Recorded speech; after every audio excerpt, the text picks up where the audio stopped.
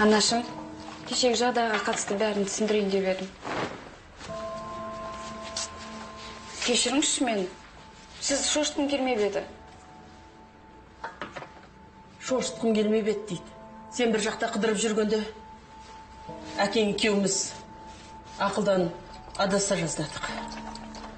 Айару, бұлай жасауға болмайды.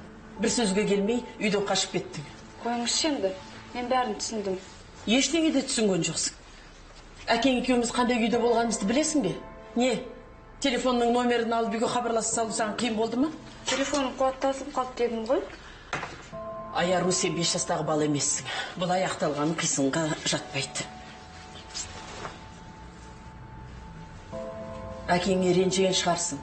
Ал менің кінәм қандай? Әсел екеуіңе бүкіл өмірімді арнадым. Сонда не? Жақсылығымды ұмытып тілімді алмағаның ба? Сені мұндайды күтпеп едім. Анашым, мұндай болғанын қаламап едім. Рас айтам, өзіме не болғанын білмеймін.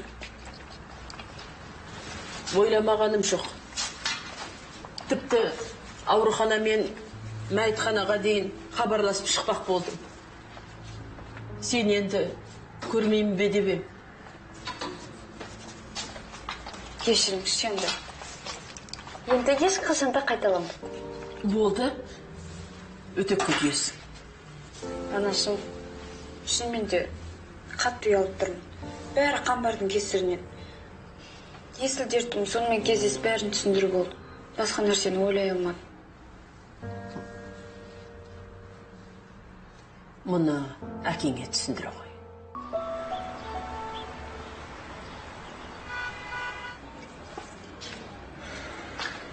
Қайда жүрсің, тамағың суып қалды ғой? Таң атпай жүрген неге түсіп кеткен? Жаңа ғана сенің ұялы телефоныңа біреу хабарласты. Ол кім, Жазира ма? Жазира болса, Жазира шығар. Атын айтқан жоқ. Әлеуметтік қамқорлық орындарынан болу керек. Егер жеңілдікпен жол жүру билетін алғың келсе, төлқұжатың мен тіркеу қағазының көшірмесін алып кел деді. Жазира деген кім? Одан неге сонша қорқасың? Жай бір адам. Алаңдамай қой. Қалай алаңдамай? Айт қане. Кеше Сержанның анасымен таныстым. Жазира Сержанның анасы. Міне керек болса. Құрбым, далада қалмайтын сияқтысың ғой.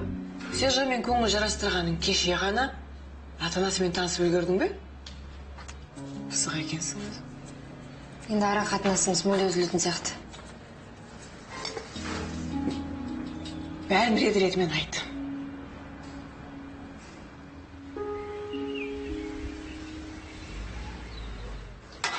Айнагүл, бүгін мен кеш келем. Бұлай мекеңіздің отырысы болады. Әке, сізбен сөйлесуге бола ма? Жоқ, Айару. Әзірге сенімен сөйлескім келмейді. Сен мені қатты ренжіттің. Бұлай бол деп үйретпеп едім.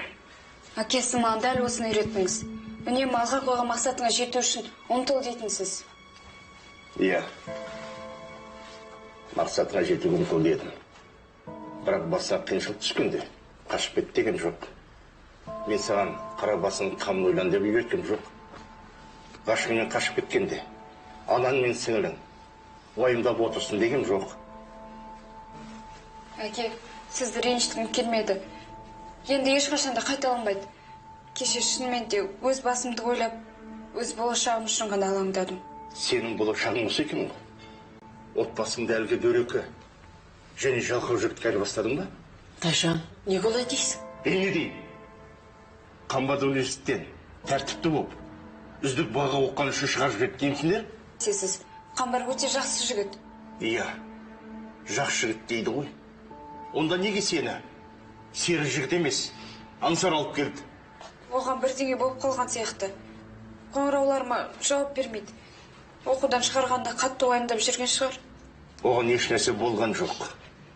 Уайымдамасаң да болады. Ол сері жігіттің үйінде отыр. Аман сау. Біле білсең, қасында бір қыз бар.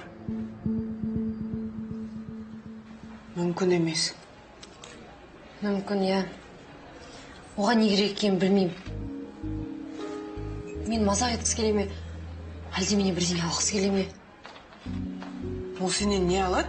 Жатақханадағы бөлменің кілтінен басқа сенде ештеңе жоқ қой? Түсінсем бермесін. Мүмкін менің көмегім керек шығар. Олардың бір жасы үлкен туыстары бар шығар. Соған күтуші іздеп жүрген болар. Сержанның ақшасы жетеді. Бір күтуші жалдай алатын шығар. Мәселе онда емес сияқты. Және неде екенін мен білем. Мұндайды бір рет кинодан көргем. Оның ақыл есі ауысып кеткен шығар. Бір ақыл есі адасатын ауруға шалдыққан болар. Сосын шешесі ұлымен тұратын бір ақымақ қыз іздеп жүр. Не болмаса ол қылмыскер, сондықтан оған ешкім жақындағысы келмейді. Сол үшін шешесі оны қамқорлық жасағаныңды қалап отыр. Тоғжан, сенікі не сандырақ? Қайтар қылға жасағанды суқаным семейді. Мына маған салса, ол жазирамен мүлдем кездеспейтін едім. Онда кездеспе? Не, Сержан екеуің араларыңдағы мәселені өздерің шеше алмайсыңдар ма? Білмеймін. Ол анасын аузынан да ұстамайды. Қатты жақсы көреді. Тіпті анасымен келіспей ешқандай шаруаны шешпейді. Түсінікті? Анасының баласы ғой. Неге олай дейсің? Ол жай анасы жақсы көретін шығар. Ода тұрған не бар? Мүмкін оның өзінің есі адасқан шығар. Сенің балалар үйінде өскеніңді көріп тұр. Сені жақтайтын ешкім жоқ. Сондықтан мазақ етуге болады деп ойлаған шығар. Жарайды, құрбым, уайымдама, ол сол Сержанға күнін қарап қалған жоқ қой. Алматыда бай жігіттер көп. Біреусі табылар саған. Мен басқа ешкім іздегім келмейді. Сен не оған ғашық болып қалғансың ба? Үйретесің, бір пайда жоқ. Омлет жейсің ба? Таңғы ас ішіп алайық. Сосын бір амалын табармыз. Бір қызбен бе? Я қызым, сен көш аралап жүрген кезде ол бір қызбен үйінде отырды. Қайғы шеккен адамға мүлде ұқсамайды. Сенің жеке өмірің араласқың келмейді. Бірақ ол жігітпен кездесуге тыйым салам. Ол адамгершілігі жоқ, білімсіз, жалқау жігіт. Сенің армандаған жігітің сондай ма еді? Әке, демек, мен қоңырау шалғанда әдейі тұтқаны көтермеген ғой.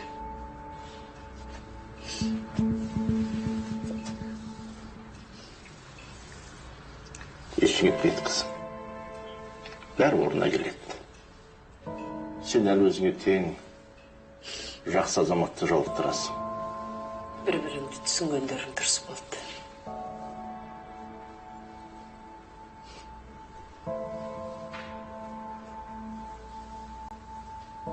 Ештеңені ойлап табудың қажеті жоқ.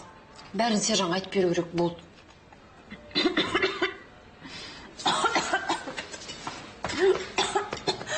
Сонша қақпасаңшы, болды. Рахмет. Құрбым, сенің мүлде есің ауысқан ба? Ол кім, сен кімсің, ол сені тастап кетеді ғой бірден.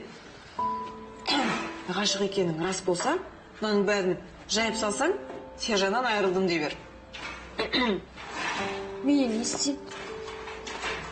Ең бастысы онымен кездеспе. Айтқанына көніп айдағанмен жүре берсең, үйретілген ит сияқты тапсырмасын орындайсың да жүресің. Былай істе. Бір өтініш айтса бас тарт. Сыпайы сөйлес, бірақ айтқанына көнбе. Балалар үйінде өскен қыздарға берігі жүрмейтінін білсін. Бірақ сен бас тарта алмайсың ғой, басыңа шығып жатса да бір сөз айтпайсың. Я, дұрыс айтасың. Бірдеңе деп айтатын болсам, мен жоқ деймін. Сен бе? Я, мен. Не опты? Бас тарту менің де қолымнан келеді. Я.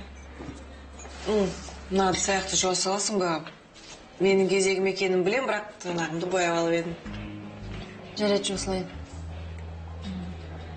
Дегенмен жоқ деп айта алады екенсің ғой.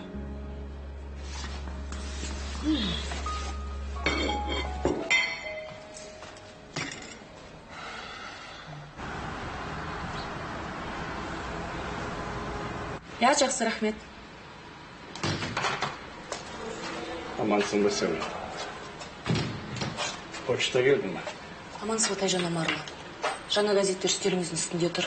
Және сізді бір адам күтіп отыр. Сіздің досыңыз ғой деймін. Кешірек келеді деген күте тұрамын деді.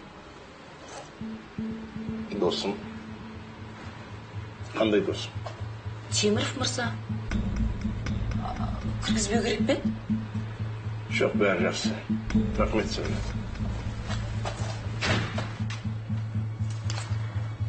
О, Тәке, амансыз ба? Мынау сіздің газетіңіз. Бола ма? Сізге не керек? Ай, сіздің қонақ жайлылығыңыз ай. Кеше менің қасымда полиция қызметкері болса да, сізді жақсы қарсы алған сияқтымын.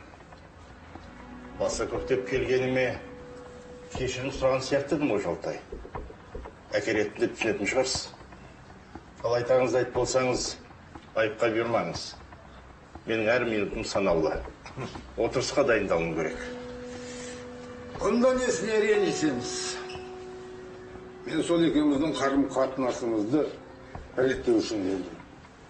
Сондықтан сен менен кешірім сұрауың керек. Сонда бәрін қайта бастаймыз. Тіпті бірігіп жұмыс істеу жағында талқылаймыз. Бірігіп жұмыс істеу дей ме? Я мен сізге бір-екі тиімді ұсыныс айтпақпын.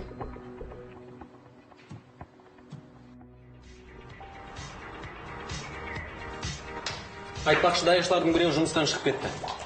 Орнына біреуді алу керек. Ұсынатын адамың бар ма? Сержан. Сержан. Сенмен сөйлесіп отырмын ғой? Ұйықтыламысың бе? Нені қиялдап отырсың? Сен рахаттанып денем босатысып отыр. Бәсе, өткен аптада вискидің барлығын тауысқан кім десең?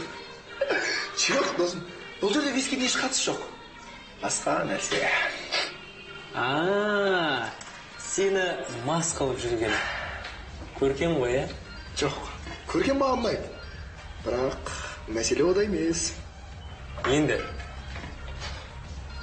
Сержан. Айтшы дейді.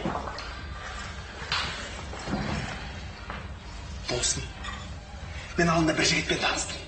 Ол сондай бір керемет нәрсені берді маған. Аман ішкен кезде көңілің кәдімгідей көтеріліп шыға келіп, аспанда жүрген дейсің. Бір құтты супермен құсап, түсінесің бе? Супермен құсап. Сенде ондай болған жоқ па? Сержан, ондайларға жолай бермесеңші. Жоқ, сен де бір ақыл көзім шыға келесің. Өзім көрмеген адамсың. Көрдім, Сержан, көрдім. Бірақ дер кезінде тоқтадым. Қауіпті екенін түсіндім. Жоламаш. Жарайды енді досым, мен бір әуестеніп жүрген жоқпын ше, бірақ рет күннің басында болмайды дейсің ғой. Ендеше жоламауға уәде бер. Уәде бер. Одан да кел жұмысқа кірсін. Жарайды. Айтпақшы, әлгі жігіт осында келіп сатпаған шығар? Жоқ. Сатып жүрген жоқ ол бұл жерде. Бұл жерде келімді кетімді сатушылардың қажеті жоқ. Қош.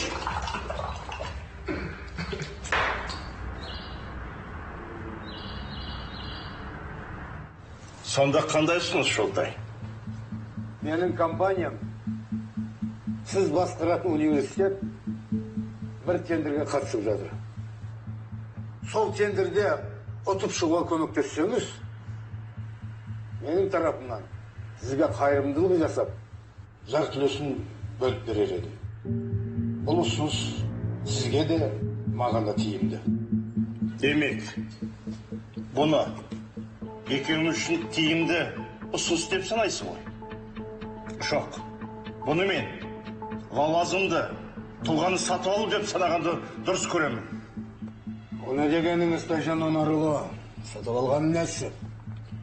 Мен сізбен дос ретінде әңгімелесіп отырмын ғой. Кешіріңіз. Сіз асығыс едіңіз ғой? Жарайды. Тайжан Омарұлы. Егер егер менді дос санамасаңыз, дұшпаным деп есептей беріңіз. Жақсы.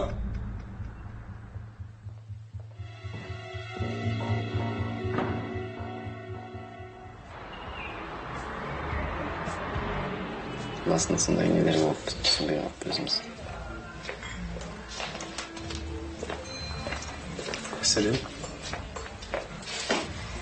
Сөйлесу керек досым. Көрмей тұрсың ба сөйлесіп отырғанын? Қыдырып кетшісің оны. Сау бол. Иә. Қамбар, әлгі ақшаға бола келіп отырсам, әлгі танысым сол күйі жоқ. Өзім де оған жынданып жүрмін. Жарайды, қойшы, садақа. Мен басқа мәселемен келдім. Басқа жоспарым бар. Университетке қалай қайта тіркелуге болатынын білемін. Керемет. Онда ал ба. Сен қолынан келетіне сенімдімін досым. Бірақ маған тек қана сен көмектесе аласың. Мен? Иә. Жоқ досым, ренжіме. Менің саған біріншіден уақытым жоқ. Өз мәселеңді өзің шеш. Менің басымдағы қайғымды тек қана сен ғана білесің. Оның үшін маған бір қыздың жүрегін жаулай алатын сұлу жігіт керек. Өзің сияқты. Ал сен не өзің жаулай алмаушы ма едің? Жаулай аламын, бірақ болмайды. Жоқ досым. Олай болмайды. Өз мәселеңді өзің шеш. Көмектесші. Кеше Ысқақовтар үйге келіп, әкем мені оқудан шығарғанын айтты. Енді әкем бұл мәселені қозғамау үшін әзірге үйге бармаймын. Бұл мәселені тезірек шешу керек. Әрине өкінішті түсінем бәрін. Бірақ мен шынымен де саған уақытым жоқ. Өзің мәселеңді өзің шешуге тырыс. Ал егер ақша берсемші?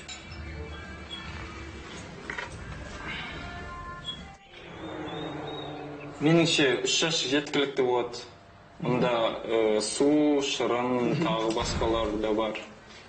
Шынымен де жеткілікті болатын сияқты. Түсінікті. Оппа! Ал менде шырыннан да бір жақсы ұсыныс бар. Шошып жібердің ба адамды? Қайдан жүрсің? Біздің бар бүгін жұмыс жасамайды ғой. Білем, мен жай өтіп бара жатқам, содан кейін сенің көлімді көріп, кешегіден кейін жағдайың қалай болып жатқанын сұрайын дегем. Сен қоймаға барып қайтшы, тағы бір нәрсе қалып кетті ме екен, тексеріп қайт. Жақсы. Бар. Неге Сержан мырза, сонымен сіздің тапсырысыңыз да келіп жетті. Мынау не, тартынан? Керек емес. Қалай керек емес? Жалпы кешегіден кейін жағдайың қалай өзіңнің? Онша емес, маған ұнаған жоқ. Өте нашар ең. Нашар несі, Сержан, сен қызықсың. Қайдағы нашар, мүмкін саған аз болған шығар, тағы да қосып берейін. Жоқ, керек жоқ. Мен есірткім тұтынғым келмейді. Кейін тастау қиын болады дейді. Алам. Саған біреу қауіпті деп айтты ма? Мен саған айтып тұрмын, ешқандай зияны жоқ. Кәдімгі тағамды қоспа сияқты. Еш айырмашылық жоқ. Жоқ, керек жоқ. Тағамдық қоспа сияқты болса... Иә, тағамдық қоспа сияқты, ешқандай зиян жоқ, тағы да қайталап айтамын. Егер де мына жерде қауіптенетін болсаң, жүр көлікке барайық. Тағы да бір дәмін көресің. Жоқ, мен ондай жігіт емеспін. Есірткі тұтынбай, болды. Оның үстіне менің жұмыстарым бастан асып жатыр. Еркін, бүгін бар жабық.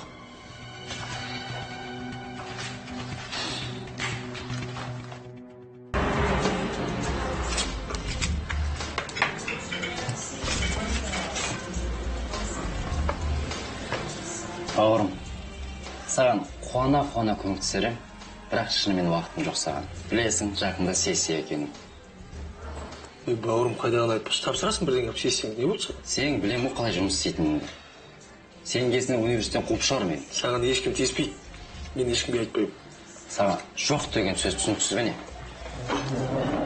Бауырым, сен маған ақша қарызсың. Ал қарызды қайтару керек. Мен саған айттым, менің кінәм жоқ екен ол жерде. Әшейін сәт түспеді. Тырысып көргенімді де білесің. Сол сенің тырысып көргенді біреулер көріп қоймай мүмкін. Ал университет басшыларына бұл ұнамайтыны анық. Сонда сен мен солай қорқытайын деп тұрсың ба? Қайтем мен. Басқа амалым жоқ. Бауырым, соңғы рет көмектесші маған. Өде берем, одан кейін ешқандай өтініш айтпаймын саған, шынымен.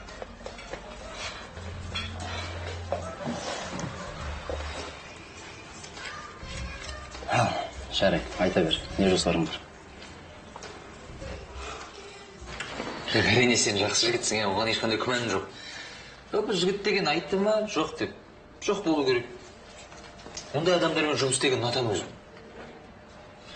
Сен натырыңмен негізі бағынатын белестерің әлі алда. Шын айтам. Саған не керек өзі? Бір құда түскен адам құсап мақтап жатырсың ғой. Ona da келген шаруаңды айт. Айтайын ба? Айтшы маған. Мына бизнесіңді ұлғайтқың келе ме? Астында. Сенің лаунж барыңда үлкен әрі табысты дамыту біздің қолымызда тұр деп ойлаймын. Иә, ойлашы өзің. Келетін клиенттерге тек қана музыка ғана емес, дәмді бір коктейль ұсынуға болады. Оларға шын мәніндегі рахаттың не екенін сезіндіруге бізде мүмкіндік бар. Білесің бе? Әрине, менің не айтып тұрғанымды өзің түсінетін шығарсың, иә? Коктейль. Тұра тұр, сен не айтып отырсың? Сонда сен келген клиенттерге сен жаңа әлгі қалай еді? Тағамды қоспаңды сат деген келіп тұр ма? Не? Неге сатпасқа? Неге сатпасқа айтшы маған, не? Келетін клиенттердің барлығын танисың ба? Танисың. Сондықтан саған ешқандай қауіп төнбейді. Дұрыс па? Және де былай жазайық. Мен мына әңгімені естімедім деп есептейін. Сержант, тыңдашы. Қара, келетін клиенттер қалталы азаматтар ғой, олар онсыз да басқа жерде тұтынады. Енді олар біздің арқамызда осы жерді сатып алып дегендей. Барлық көп иелері солай істейді. Барлығы солай жасаса жасай берсін. Бірақ олай жасамаған бірінші адам мен болайын. Сен жалпы құлағың ести ма? Мен саған не дедім? Бар жабық, еркін. Түсінбейді екенсің сен айтқанды. Сен түсінбейсің қайта. Жабық деймін саған бар. Оған шығарды.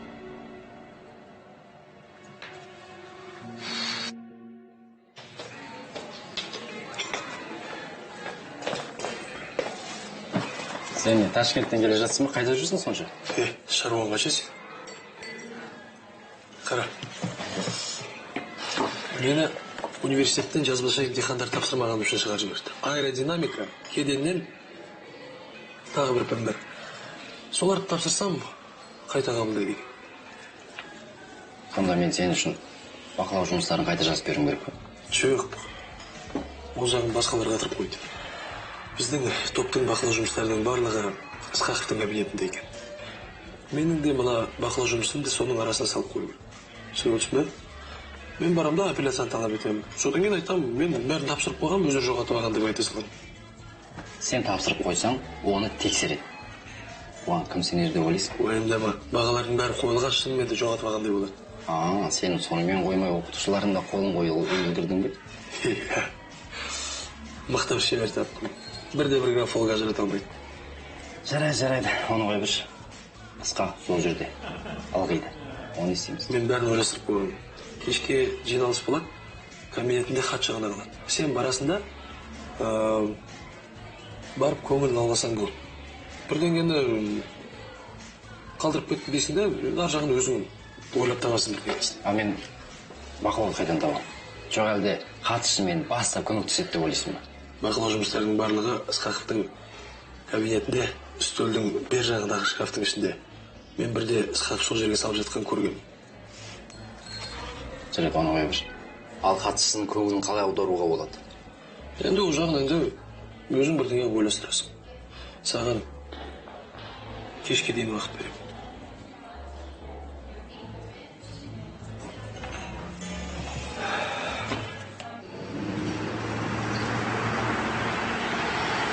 Сенің жұмысың не? Күліп коктейлді апару, күліп алып келу. Әлде саған мына жер тарлық болып жүр ма? Мүмкін жұмысың жалғастырып жүрген шығар. Бар да жұмыстарыңа. Бол, тез.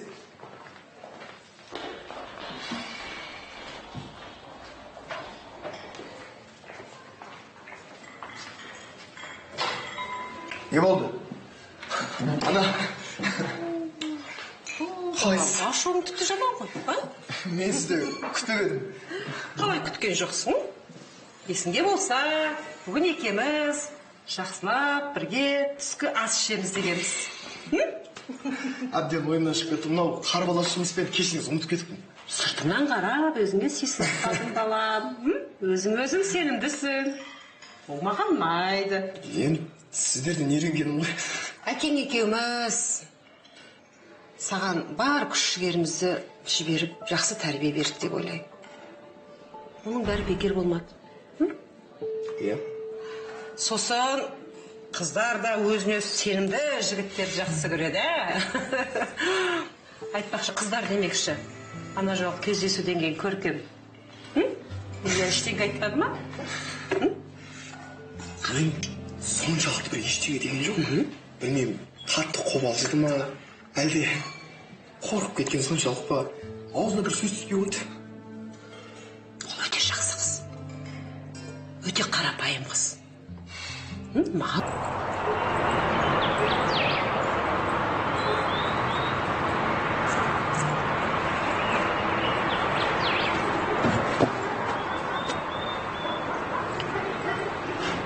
қалайсың, Мамыл?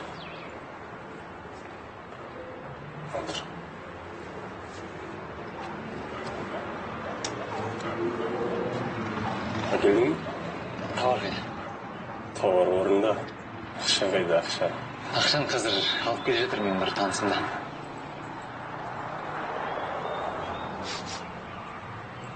Қой сонда қазір. Не деген сөйле? Мамыл, бір танысыма бередім, сол жол кептелісінде тұр екен, Әл-Фарабидің бойында. Міне қазір жақындап қалдым деп айтты, алып келеді. Әл-Фарабидің бойында? Иә? Білесің, мен сылтауларды ести беріп барған, құлағым оғып кеткен. Ақшаң жоқ болса, немене келесің, а? Немене келесің? Ол енді жол кептелісінде тұрып қалды, алып келе жатыр. Сенбесең, өзің қоңырау шалып сұра, жолда. Онда сенің еншіңде тура 15 минут уақытың бар. Күтейік. Қазір келеді. өте жақсы қыз. Оған күмәнім жоқ. Махаббаттың жөні бөлек. Ал бірақ балам, ондай әңгіме сөздерді айтпас бұрын адамды жақсылап, танып, біліп алу керек. Танып білетін несі бар? Көркемнің түрінен ақ көрініп тұр, қандай тамаша қыз екен. Ай, Сержан. Мен де сенің кезіңде дәл осылай ойлайтын. Адамдардың бәрін бірдей деп ойлаймын. Сондай жақсы көреді. Бәріне сүйсініп жүретін. Ал кейін солардың бәрімен алдаған кезде менің көңілім қалды. Өз өмірімнен мысалдар келтіретін болсам, өте көп. Алысқа бармайық, мына сенің әкең. Әкем не қатыр? Ой. Байқамай, аузынан шығып кетті ғой. Әкеңді айтпайын деп. Ана, әкеме не болды, не болып қалды? Ештеңе де. Басыңда қатырма, жұмысыңды істей бер, жарай ма? Ана, тұра тұрыңыз. Бастадыңыз ба, соңына дейін айтыңыз енді. Ай, сен енді қоймайсың. Айтсам былай балам, сенің әкеңе бірдеңке болған сияқты. Соңғы кездері жұмысқа деген құлшынысы жоқ. Білмейді не болған. Мүмкін жұмыстан шаршады ма, бірдеңкеге күйзеліп жүр ма. Сосын соңғы 1-2 келісім шарттың бәрін бұзып кетті. Кешегі келісім сөзге ол бармай қойды. Білмеймін, бір жақта өзімен өзі не ойлап жүрген белгісіз. Томаға тұйық, ешкіммен сөйлеспейді. Оның себебі неде екенін білуге тырысып көрмеңіздер ме? Не болып жатыр? Білгенде былай балам, сенің әкең қатты шаршады. Соған қарағанда сенің әкеңе демалыс керек. Әкеме ме? Е? Әкемнің демалмағанда 10 жыл болды ғой міне. Сол үшін екеуміз екі жақтап әкеңді демалысқа кетуіне көндіруіміз керек. Не істейміз енді? Ертеңге дейін күтеміз боласың? Жоқ, келе жатыр ол қазір. Жақындап қойған шығар. Мамыл, сен қазір осы жерден кейін тағы да біреулермен кездесетін шығарсың, Қажер моментте бір досымен кездесуім керек. Жұмыстар қызық қой сендер. Адамдармен танысасыңдар. Келісім сөз жүргізесіңдер. Неге? Ол да бір бизнес сияқты ғой. Жаңа адамдармен танысасың, клиенттер табасың, олармен келісесің. Және ақшасы да біраз шығар енді, ә? Жетеді. Оның үстіне жұмыс ешқандай қиын емес. Тауар бір жерден алып екінші жерге жеткізесің. Соңғы жұмыстарың, иә? Өзіңе, негізінде неше түрлі клиенттер бар, неше түрлі адамдар бар. Содан кейін анау жоғары жаққа да жеткізуге. Ал есірткіні табу қиын ба? Мысалға сен есірткіні өзің қай жерден аласың? Мен есірткіні анау көтерме сататындар. Оларды табу оңай ма? Мысалы енді алатын болсаң, оларды іздеп табу. Неге сен аяқ астына сұрай қалдың, бәрі? Қызық болып кетті ма? Қызық. Ұнайды маған. Қай жеріне аласың, кіммен, адамдармен сөйлескен, қайтып сатасың, қайтып сатып аласың. Не ғой? Кім жүрсің енді? Ешкім жүрген жоқ, Моңғол. Кім жүрді дейме? Моңғол ешкім жүрген жоқ дейме? Моменттерге тоқылдап жүрсің бе? Жоқ. Моңғол ешкім тоқылдап жүрген жоқ, мен өзім үшін білгім келді. Моңғол, екеуміз келіс қой, тауар. Қайда тауар, е? Сені бұған тауар... Қайда тауар, ештеңе сатпаймын мен, айналыспаймын ештеңемен. Сен тауар әкелдің деп? Кет бұл жерде. Моңғол. Моңғол.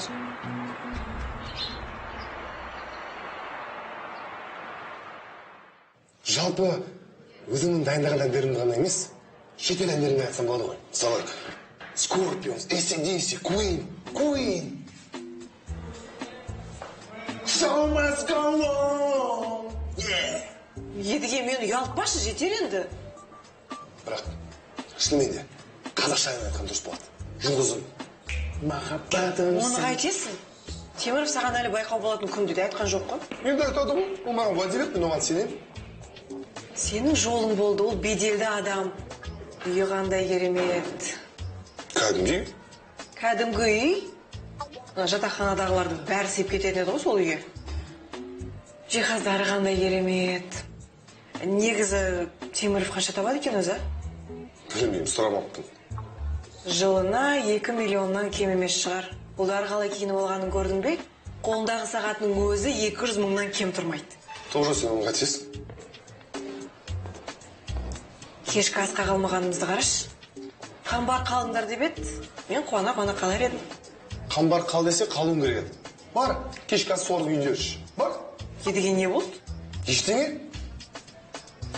Бағанадан бері қамбар. Аузына басамадың ғой. Сонымен барып келесіз. Мен жай ертең... Жалпы, сен менің қызым емессің. Қаласаң қамбардың нөмірін берейін. Екеуі рас кіресіңдер. Армандаған сол ғой. Сонда сіз бүкіл бизнесті өзіміздің қолымызға аламыз дегіңіз келе ме? Сал мен әкемді жай ғана уақытша демалысқа жібереміз бе деп ойлап едім. Сен әкең жақсылап демалып күш жинау керек. Сенің әкеңе жаның ашымай ма? Әкең демалыссыз 20 жыл бойы еңбек етіп келе жатыр. Әкең бір жақсылап 2-3 жыл демалып алсын, сосын басқа жұмыспен айлансын. Бұған әкем көне қоймас. Әкемді білесіз ғой, өзінің жұмысын қалай жақсы көретін. Міне сондықтан екеуміз екі жақта болып көндіруіміз керек. Өзі қаласа да, қаламаса да демалысқа жіберуіміз керек. Қаласа да, қаламаса да. Қалай қинап жібереміз бір қызық сізде. Ол кісі бүкіл өмірін осы бизнеске арнады. Не? Сонда не? Сенің әкең ғана осы бизнеске өмірін арнады дейсің ба? Мен де сол бизнеске өмірімді арнадым. Соның жанында 20 жыл бойы еңбек етіп келе жатырмын. Егер мен болмасам, сенің әкең осы бизнестің аяғына тұрғыза алмас деді, қолынан да келмейді. Ана, менің айтқым келгені басқа. Сіз дұрыс түсінген жоқсыз. Сен өз ойыңды айттың. Ана, мен білем. Әкем екеуіңіз тіл табыса алмай жүрсіздер. Бірақ мен екеуіңізді де жақсы көремін. Ана жағымда сіз, ана жағымда әкем. Екеуіңіздің ешқайсыңызды ренжіткім келмейді. Егер әкеңді жақсы көрсең, онда әкеңді көндір демалысқа баруға. Міне сол уақыт аралығында сен компанияны басқара тұрғын. Құда тұрған еді. Сонда мен компанияны басқарғанымды қалайсыз ба? Неге басқармасқа? Біраз үйренер едің. Ал мен болсам бас директор бола тұрамын. Қолымыздан келеді бизнес. Жоқ, әрине.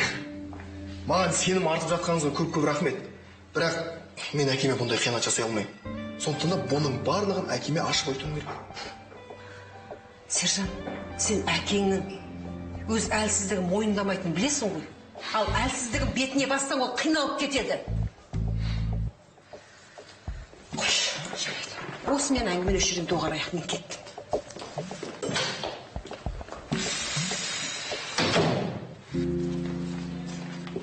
Мен сенің артыңнан жүгіріп жүрем бе? Тоқтасаңшы. Неге ренжіп қалдың, а? Мен жай әңгімелесейін деген ем. Теміровтер енді өз отбасындай болды. Біздің жағдайда оны бағалай білу керек. Бірге тұратын адамдардың жайлы әңгімелескен ұнайды екен десем? Басқа әңгіме жоқ па не? Түкке тұрмайтын нәрсе үшін ұрыспай қойсақ қайтем? Түкке тұрмайтын нәрсе емес. Қамбарға қалай қарағанда көлік жоқ дейсің бе? Сен не, қызғанып қалдың ба? Қызғанатын түгім жоқ. Тек ұнамай қалды. Жаным, мен жай әшейін әңгімелесейін деген ем. Енді тымырайып тұрып алмаймын ғой. Сосын саған қайдағы бір ауылдың қызын ертіп келді деп айтар еді. Жаным, мен бар болғаны сенің жаңа туыстарың сен туралы жақсы ойда болса екен деймін. Кім үшін тырысқанымды көрдің ғой мен? Керек еді маған сол қамбар. Келесі жолы Теміровтердің үйінде болғанда тек қана саған қараймын деп уәде беремін. Сонымен татуластық па? Татуластық. Онда ертең Теміровтердің үйіне тағы қонаққа шақырсам қайтеді?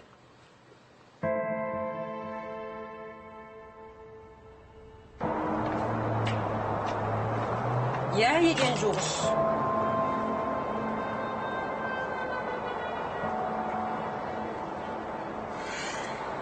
Өзің аралар сияқты еңбек қор екенсің.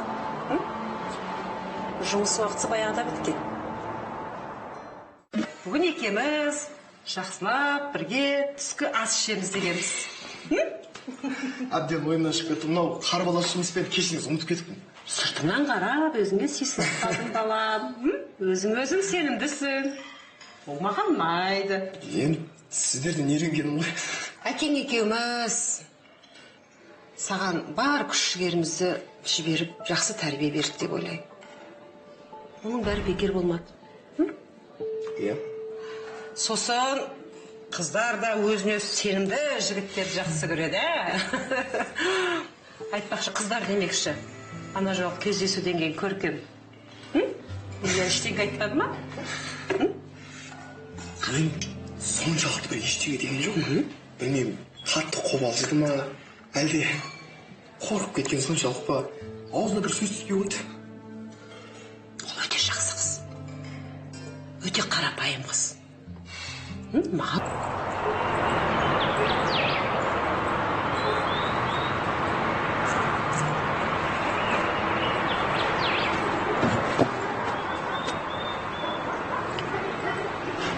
қалайсың, мамыл?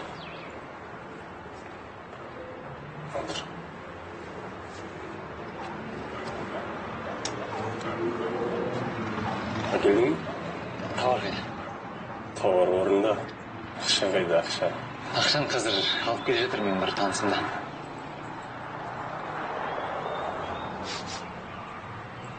Қой сонда, қазір. Не деген сөйле? Мамыл, бір танысыма бередім, сол жол кептелісінде тұр екен, Әл-Фарабидің бойында. Міне жақында қолын деп айтты, алып келеді. Әл-Фарабидің бойында? Иә? Білесің, мен сылтауларды ести беріп барған, құлағым оғып кеткен. Ақшаң жоқ болса, неге келесің, а? Немене келесің? Ол енді жол кептелісінде тұрып қалды, алып келе жатыр. Сенбесең, өзің қоңырау шалып сұра, жолда. Онда сенің еншіңде тура 15 минут уақытың бар. Күтейік. Қазір келеді. өте жақсы қыз. Оған күмәнім жоқ. Махаббаттың жөні бөлек. Ал бірақ балам, ондай әңгіме сөздерді айтпас бұрын адамды жақсылап, танып, біліп алу керек. Танып білетін несі бар? Көркемнің түрінен ақ көрініп тұр қандай тамаша қыз екен. Сержан. Мен де сенің кезіңде дәл осылай ойлайтын. Адамдардың бәрін бірдей деп ойлаймын. Сондай жақсы көреді. Бәріне сүйсініп жүретін. Ал кейін солардың бәрімен алдаған кезде менің көңілім қалды. Өз өмірімнен мысалдар келтіретін болсам, өте көп. Алысқа бармайық, мына сенің әкең. Әкем не қатыр? Ой. Байқамай, аузымнан шығып кетті ғой. Әкеңді айтпайын деп. Ана, әкеме не болды? Не болып қалды? Ештеңе де. Басыңда қатырма, жұмысыңды істей бер, жарай ма? Ана, тұра тұрыңыз. Бастадыңыз ба? Соңына дейін айтыңыз енді. Сен енді қоймайсың. Айтсам былай балам, сенің әкеңе бірдеңке болған сияқты. Соңғы кездері жұмысқа деген құлшынысы жоқ. Білмейді не болған. Мүмкін жұмыстан шаршады ма, бірдеңкеге күйзеліп жүр ма.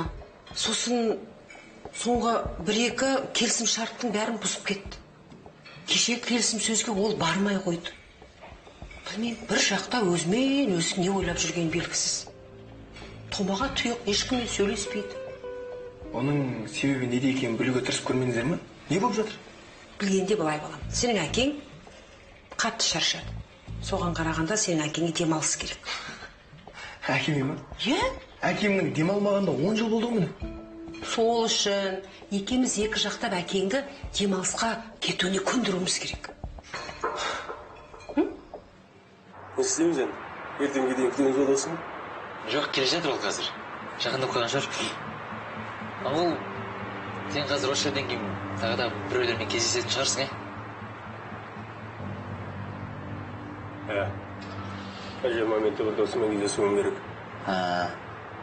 Жұмыстар қызық қой сендер. Адамдармен танысасыңдар. Келісім сөз жүргізесіңдер. Неге? Ол да бір бизнес сияқты ғой. Жаңа адамдармен танысасың, клиенттер табасың, олармен келісесің. Және ақшасы да біраз шығар енді, Жетеді. Оның үстіне жұмыс ешқандай қиын емес. Тауар бір жерден алып екінші жерге жеткізесің.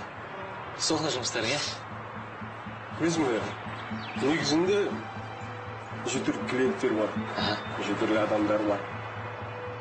Содан кейін анау жоғары жаққа да жеткізу керек. Ал есірткіні табу қиын ба? Мысалға сен есірткіні өзің қай жерден аласың? Есірткіні анау көтерме сататындар бар. Оларды табу оңай ма? Мысалы енді алатын болсаң, оларды іздеп табу. Неге сен аяқ астына сұрай қалдың, бәрі? Қызық болып кетті ме? Қызық. Ұнайды маған.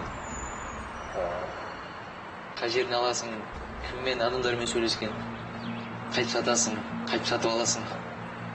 Не бар? Кім жүрсің енді? Жоқ, көрген маған ұнайды.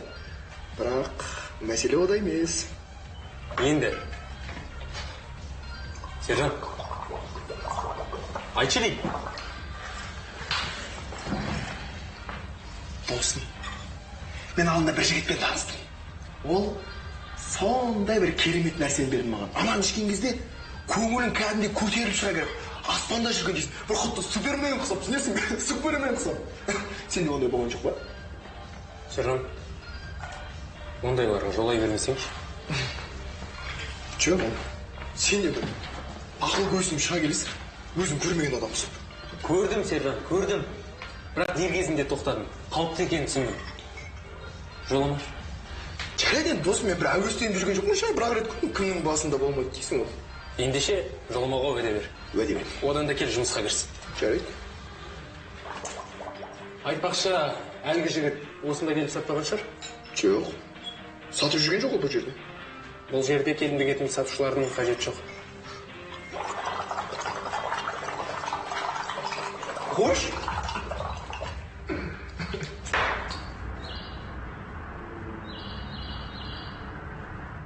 Сонда қандай ұсыныс жолдай? Менің компаниям сіз басқаратын университет бір тендерге қатысып жатыр. Сол тендерде ұтып шығуға көмектессеңіз, менің тарапымнан сізге қайырымдылық жасап, жарты үлесін бөліп берер едім. Бұл ұсыныс сізге де, маған да тиімді. Демек, бұны екеуміз үшін тиімді ұсыныс деп санайсың ғой? Жоқ, бұны мен лауазымды тұлғаны сатып алу деп санағанды дұрыс көремін. Оны дегеніңіз Тайжан Омарұлы, сатып алған несі? Мен сізбен дос ретінде әңгімелесіп отырмын ғой. Кешіріңіз. Сіз асығыс едіңіз ғой? Жарайды. Тайжан Омарұлы, егер менді дос санамасаңыз, дұшпаным деп есептей беріңіз. Жақсы.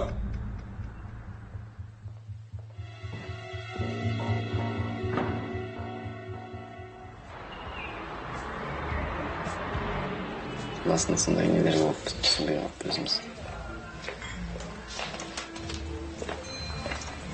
Сәлем. Сөйлесу керек досым бар. Көрмей тұрсың ба сөйлесіп отырғанын? Қыдырып қайтшысың оны. Сау бол.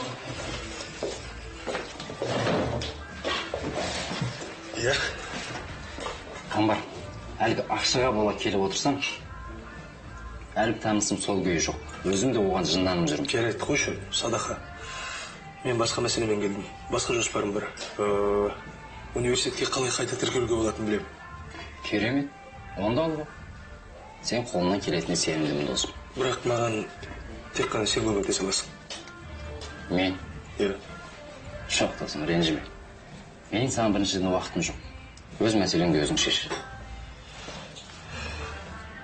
Менің басымдағы қайғымды тек қана сен ғана білесің.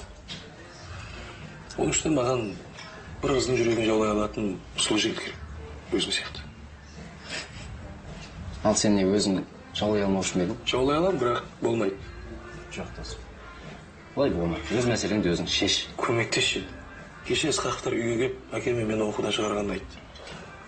Енді әкем бұл мәселені қозғамау үшін әзірге үйге бармаймын.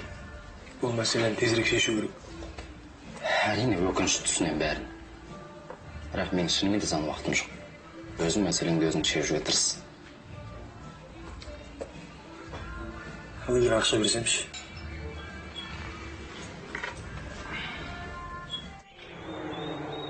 Меніңше 3 жас жеткілікті болады. Мұнда су, шырын, тағы басқалар да бар. Шынымен де жеткілікті болатын сияқты. Түсінікті. Оппа! Ал менде шырыннан да бір жақсы ұсыныс бар. Шошып жібердің ба адамды?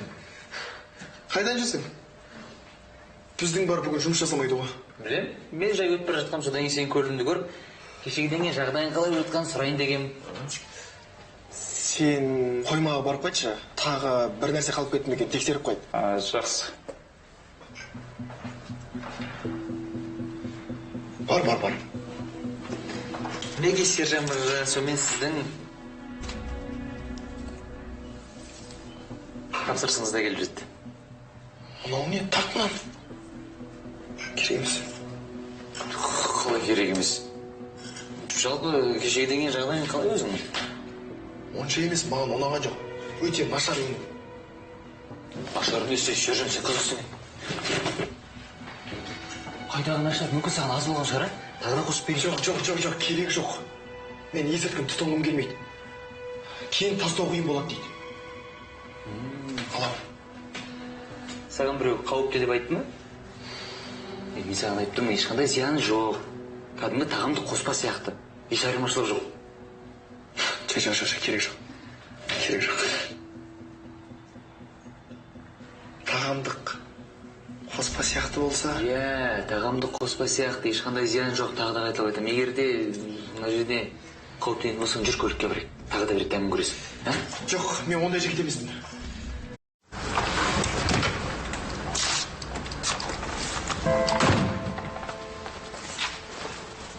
Анашым, кешегі жағдайға қатысты бәрін түсіндірейін деп едім. Кешіріңізші мені. Сіз шошытқым келмеп еді. Шошытқым келмеп еді дейді. Сен бір жақта қыдырып жүргенде әкең екеуміз ақылдан адаса жаздадық. Аяру, бұлай жасауға болмайды. Бір сөзге келмей үйден қашып кеттің. Қойыңызшы енді, мен бәрін түсіндім. Ештеңе де түсінген жоқсың. Әкең екеуміз қандай күйде болғанымызды білесің бе? Не? Телефонның номерін алып үйге хабарласып салу саған қиын болды ма? Телефоным қуаты таусылып қалды дедім ғой. Аяру, сен 5 жастағы бала емессің. Бұл аяқталғаны қисынға жатпайды. Әкеңе ренжіген шығарсың. Ал менің кінәм қандай? Әсел екеуіңе бүкіл өмірімді арнадым. Сонда не? Жақсылығымды ұмытып тілімді алмағаның ба? Сені мұндайды күтпеп едім. Анашым, мұндай болғанын қаламап едім. Рас айтам, өзіме не болғанын білмеймін. Ойламағаным жоқ. Тіпті аурухана мен мәйітханаға дейін хабарласып шықпақ болдым. Сен енді көрмеймін бе деп ем. Кешіріңізші енді. Енді ешқашан да қайталамын. Болды. Өтеп кетесің. Анашым, шынымен де қатты ұялып тұрмын. Бәрі қамбардың кесірінен. Есіл дертім сонымен кездесіп бәрін түсіндіріп болды. Басқа нәрсені ойлай алмадым. Мұны әкеңе түсіндіре ғой.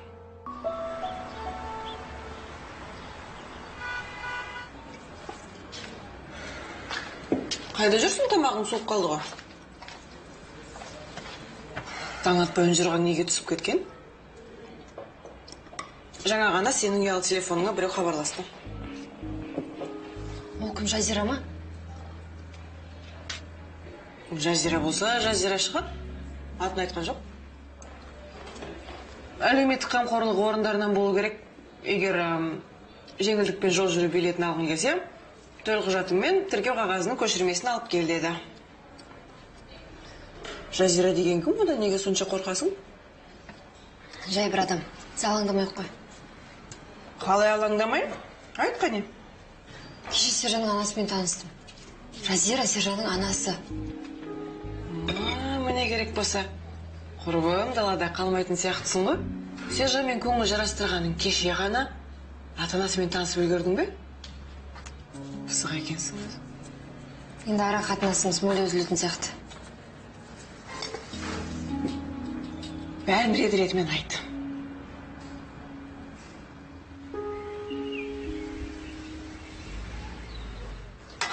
Айнагүл, бүгін мен кешкелі. Бұлай мекеңіздің отырысы болады.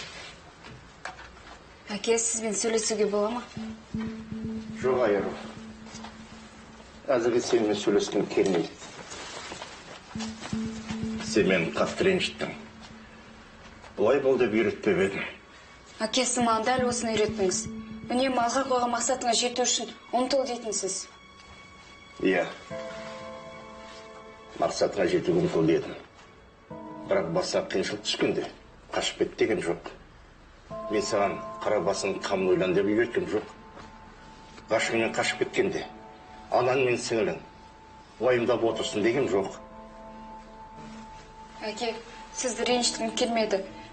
Енді ешқашан да қайталанбайды. Кеше шынымен де өз басымды ойлап, өз болашағым үшін ғана алаңдадым. Сенің болашағың осы екен ғой. Отбасыңды әлгі дөрекі және жалқау жігітке айырбастадың ба? Тайжан, не олай дейсің? Не дейін? Қамбат университеттен тәртіпті болып, үздік баға оққан үшін шығарып жіберді деймісіңдер? Сіз Қамбар өте жақсы жігіт. Иә, жақсы жігіт дейді ғой. Онда неге сені сері жігіт емес, аңсар алып келді? Оған бірдеңе болып қалған сияқты. Қоңырауларыма жауап бермейді. Оқудан шығарғанда қатты уайымдап жүрген шығар. Оған еш нәрсе болған жоқ. Уайымдамасам да болады. Ол сері жігіттің үйінде отыр. Аман сау. Біле білсең, қасында бір қыз бар. Мүмкін емес. Мүмкін, иә. Оған не керек екенін білмеймін. Мен мазақ еткісі келе ме? Әлде менен бірдеңе алғысы келе ме? Ол сенен не алады? Жатақханадағы бөлменің кілтінен басқа сенде ештеңе жоқ қой? Түсінсем бермесін. Мүмкін менің көмегім керек шығар. Олардың бір жасы үлкен туыстары бар шығар. Соған күтуші іздеп жүрген болар.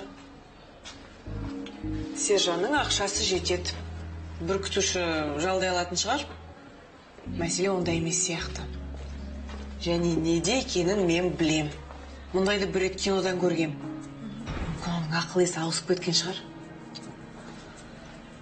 Бір ақыл есі адасатын ауруға шалдыққан болар.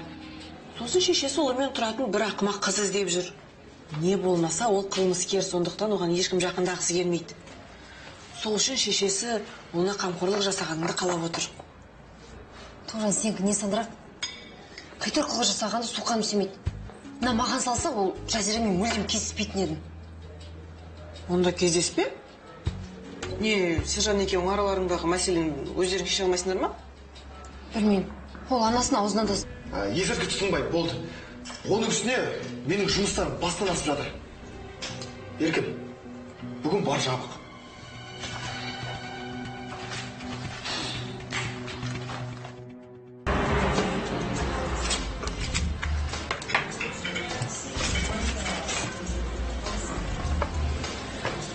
Бауырым, саған қуана көмектесерем, бірақ шынымен уақытым жоқ саған. Білесің, жақында сессия екенін. Бауырым, қайдаған айтпаш, тапсырасың бірден сессияң, не болды саған? Сен білем ғой қалай жұмыс істейтініңді. Сен кезінде университеттен қуып шығар мен. Саған ешкім тиіспейді. Мен ешкімге айтпаймын. Саған жоқ деген сөз түсініксіз бе не? Бауырым, сен маған ақша қарызсың. Ал қарызды қайтару керек.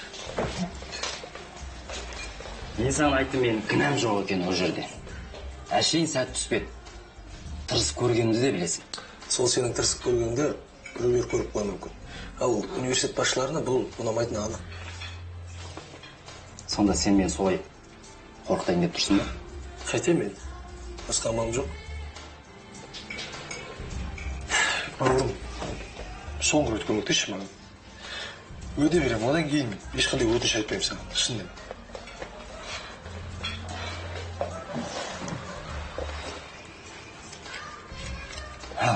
Жарай, айта бер, не жоспарың бар? Әрине сен жақсы жігітсің, оған ешқандай күмәнім жоқ. Жалпы жігіт деген айтты ма, жоқ деп. Жоқ болу керек. Ондай адамдармен жұмыс істеген ұнатамын өзім. Сен натырыңмен негізі бағынатын белестерің әлі алда. Шын айтам. Саған не керек өзі? Бір құда түскен адам құсап мақтап жатырсың ғой. Одан да келген шаруаңды айт. Айтайын ба? Айтшы маған, бизнесіңді ұлғайтын келе ме? Астында. Сенің лаунж барыңда үлкен әрі табысты дамыту біздің қолымызда тұр деп ойлаймын. Иә, ойлашы өзің. Келетін клиенттерге тек қана музыка ғана емес, дәмді бір коктейль ұсынуға болады. Оларға шын мәніндегі рахаттың не екенін сезіндіруге бізде мүмкіндік бар. Білесің бе? Әрине, менің не айтып тұрғанымды өзің түсінетін шығарсың, иә? Коктейль. Тұра тұр, сен не айтып отырсың? Сонда сен келген клиенттерге сен жаңа әлгі қалай еді? Тағамды қоспаңды сат деген келіп тұр ма? Не? Неге сатпасқа? Неге сатпасқа айтшы маған, келетін клиенттердің барлығын танисың ба? Танисың. Сондықтан саған ешқандай қауіп төнбейді. Дұрыс па? Және де былай жасайық. Мен мына әңгімені естімедім деп есептеймін. Сержан, тыңдаш, қара, келетін клиенттер қалталы азаматтар ғой, олар онсыз да басқа жерде тұтынады. Енді олар біздің арқамызда осы жерді сатып алып дегендей. Барлық көп иелер солай істейді. Барлық солай жасаса жасай берсін. Бірақ олай жасамаған бірінші адам мен болайын. Сен жалпы құлағың ести ма? Мен саған не дедім? Бар, жабық, еркін. Түсінбейді кезін сен айтқанды. Сен түсінбейсің қайта. Жабық дейм саған бар. Оған шығарды.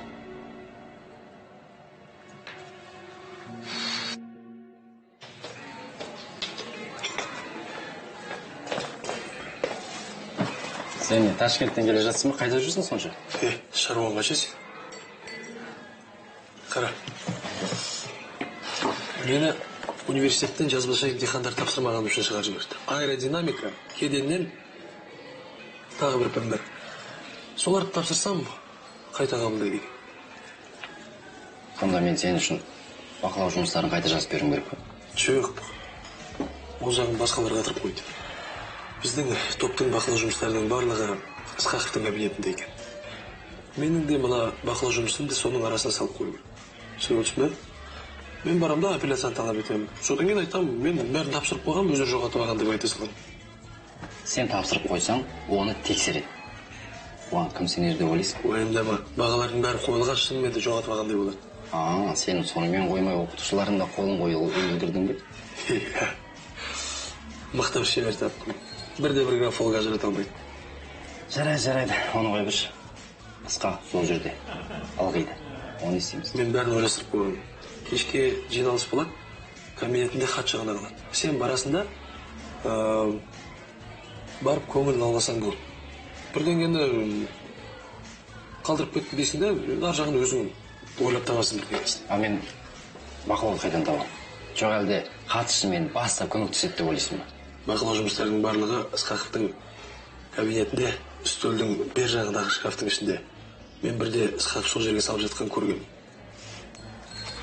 Жарайды, оны қоя бір. Ал хатшысының көңілін қалай аударуға болады?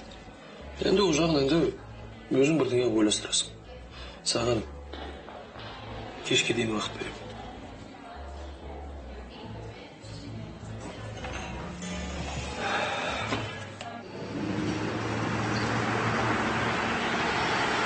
Сенің жұмысың не?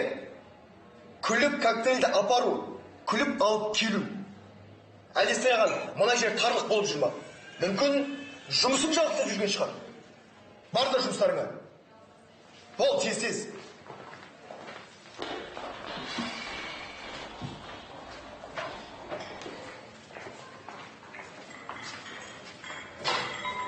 Не болды? Ана... Ашуың тіпті жаман ғой, а? Мен сізді күтіп едім.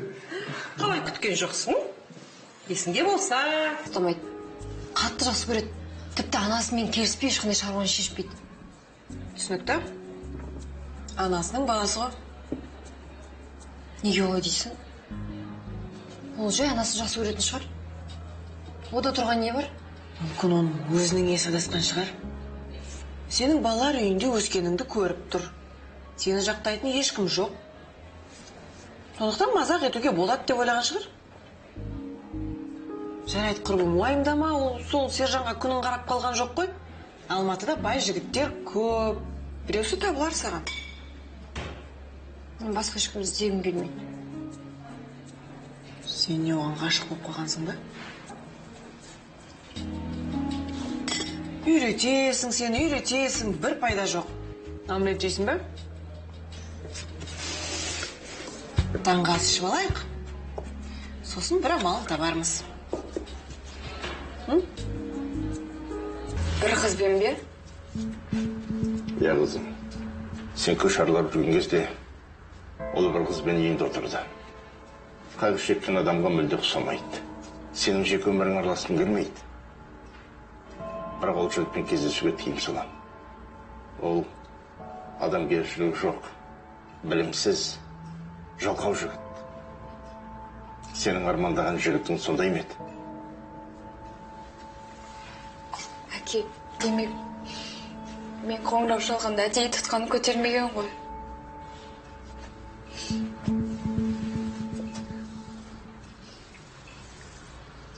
Ештеңе етпейді қызым. Бәрі орнына келеді. Сен әлі өзіңе тең жақсы азаматты жолықтырасың. Бір-біріңді түсінгендерің дұрыс болды.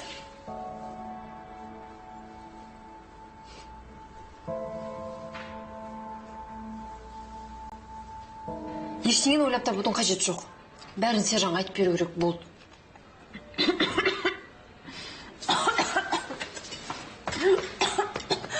Сонша қақпасаңшы болды. Рахмет. Құрбым, сенің мүлде есің ауысқан ба? Ол кім, сен кімсің, ол сені тастап кетеді ғой бірден. Ғашық екенің рас болса, мынаның бәрін жайып салсаң, Сержаннан айырылдым дей бер. Мен не істеймін? Ең бастысы онымен кездеспе. Айтқанына көніп айдағанмен жүре берсең, үйретілген ит сияқты тапсырмасын орындайсың да жүресің. Былай істе. Бір өтініш айтса бас тарт. Сыпайы сөйлес, бірақ айтқанына көнбе. Балалар үйінде өскен қыздарға берігі жүрмейтінін білсін. Бірақ сен бас тарта алмайсың ғой, Басыңа шығып жатса да бір сөз айтпайсың. Я, дұрыс айтасың. Бірдеңе деп айтатын болсам, мен жоқ деймін. Сен бе? Я, мен. Не опты? Бас тарту менің де қолымнан келеді. Я. Мына саяқты жуа саласың ба? Менің кезегім екенін білем, бірақ тырнағымды бояп алып едім. Жарайды, осылайын. Дегенмен жоқ деп айта алады екенсің ғой.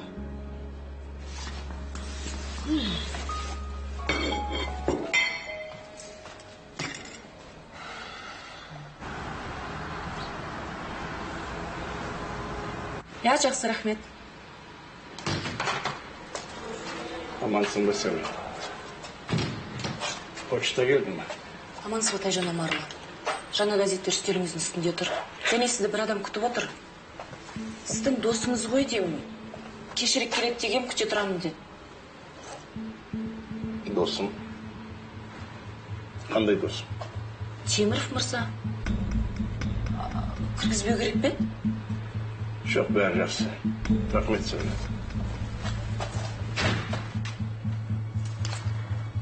О, Тәке.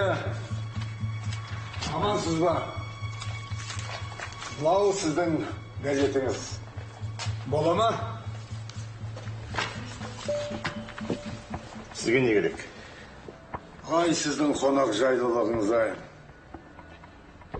Кеше менің қасымда полиция қызметкері болса да, сізді жақсы қарсы алған сияқтымын. Баса көктеп келгеніме кешірім сұраған сияқтыдым ғой, Жалтай. Әкеретінде түсінетін шығарсыз. Ал айтаңыз айтып болсаңыз, айыпқа бермаңыз. Менің әр минутым санаулы.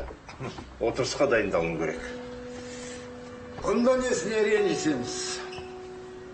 Мен сол екеуміздің қарым-қатынасымызды реттеу үшін келдім.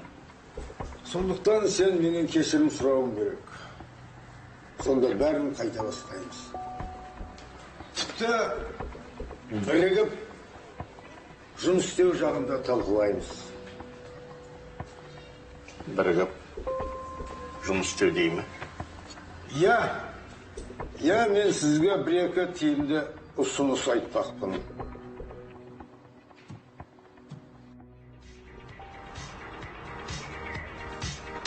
Айтпақшы, дайыршылардың біреу жұмыстан шығып кетті. Орнына біреуді алу керек. Ұсынатын адамың бар ма?